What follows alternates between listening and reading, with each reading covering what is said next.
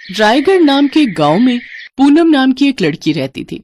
उसके पिता एक मजदूर थे जो कि बेहद ही गरीब थे। उन्हें अक्सर पूनम की शादी की चिंता सताती रहती।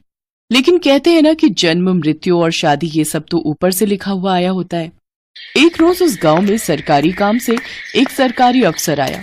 उसने जब खूबसूरत पूनम को देखा तो उस पर मोहित हो बैठा और अपने मन में सोचने लगा। लोग सच ही कहते हैं, असली खूबसूरती तो गांव में ही होती है। अनुभव ने उसके मजदूर पिता से उसका हाथ मांगा और पूनम के पिता ने शादी के लिए झट से हाँ कर दी। आखिर वो कौन सा पिता है जो अपनी बेटी की सरकारी अफसर से शादी नहीं करना चाहेगा। फिर दोनों की शादी हो गई और अनुभव उसे लेकर शहर अपने घर आ गया। पहले तो उसके घर वालों ने उनका विरोध किया, लेकिन फिर बेटे की मर्जी के आगे उन्हें झुकना पड़ा। सही है, गरीब देवरानी आई है, अब इससे घर का सारा काम करवाया जा सकता है। गरीब घर की लड़की पूनम शादी कर अमीर ससुराल आ तो गई, लेकिन उसमें और उसकी अमीर जेठानी में काफी अंतर किया जाता था। दरअसल बड़ी बहू अंकिता की शादी में सरला देवी को खूब दान दहेज मिला था, लेकिन पूनम एक जोड़ी में ही ससुराल आई थी, जिस वजह से सरला अक्सर उसे ताने देती थी। ऐसे ही एक रोज त्योहार के वक्त अंकिता के घर से खूब सामान आया, जबकि पूनम के घर से कुछ नहीं आया।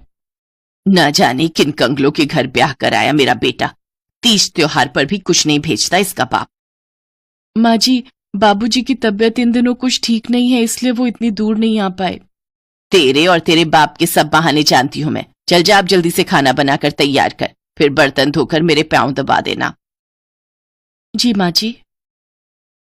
काम चाहे छोटा हो या बड़ा, हर काम बेचारी पूनम को ही करना पड़ता था, जबकि अंकिता किसी काम को हाथ नहीं लगाती। फिर एक रोज पूनम अपनी जेठानी से, दीदी मुझे अपने पिताजी को एक फोन करना है, क्या मैं आपके फोन का इस्तेमाल कर सकती हूँ? दरअसल मेरे फोन में कुछ प्रॉब्लम आ रही है, वो आजकल उनकी तबीयत कुछ ठीक नहीं है। बस इसीलिए तो मुझे इन गरीबों से नफरत है। यहाँ आई नहीं कि आते ही मांगना शुरू कर दिया। कोई जरूरत नहीं है उस भिखारी से बात करने की, जा अब काम कर। बेचारी पूनम रोते हुए काम पर लग जाती है, लेकिन उसका ध्यान अपने पिता की ओर ही था।